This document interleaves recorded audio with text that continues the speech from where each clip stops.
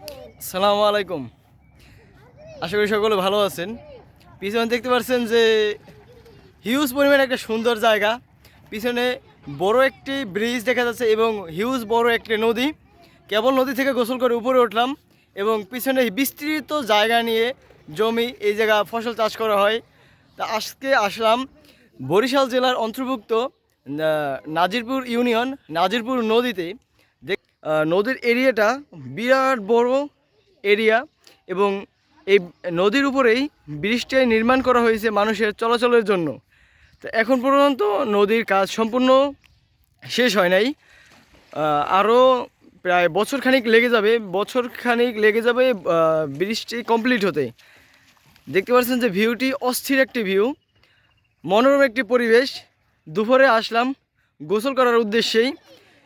এই পাশে আছে নদী এবং সামনে আছে হিউজ বড় একটি মাঠ যেখানে ফসল চাষ করে।